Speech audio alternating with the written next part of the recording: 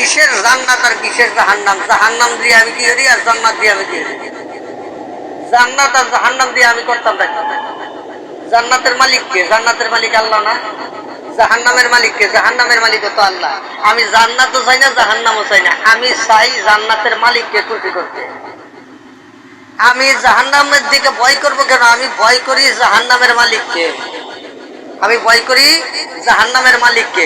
আমি জাহান্নামের ভয়ে আমল করি না এবং জান্নাতের লোভে আমল করি না। যারা মূলত বলে যে নামাজ তো জান্নাতের চাবি, ওই হারামজাদারা চাবির পিছেই থাকবো, জান্নাত আর পাবে না।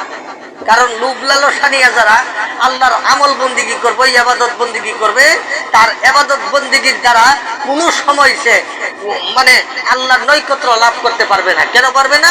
তার ভিতরে লোভ, লোভের ঠেলায় আমল করতেছে। কারণ আল্লাহই বলছে লোভে হইল পাপ, পাপে হইল মৃত্যু, পাপের শাস্তি বড় করা কর। কাজেই আমরা আল্লাহর নৈকট্য লাভের আশায় আমরা ইবাদত বন্দেগী করি, আল্লাহকে খুশি করার জন্য, আল্লাহকে সন্তুষ্ট করার জন্য, মূলত জান্নাত এবং জাহান্নামের ভয়ে নয়। জান্নাতের লোভে না, জাহান্নামের ভয়ে না, মূলত আল্লাহকে সন্তুষ্ট করার জন্য আমরা ইবাদত বন্দেগী করি। এই ওয়াহাবি খারিজিদের ভিতরে তো খালি লোভ। কেমনে কি করুন যা তাগর বুদ্ধি এই যায়, মানুষের কেমনে ঠগাইবো। যত সাদাবাজি, যত বদমাইশি ব্যবসা আছে সব ওয়াহাবি করতে।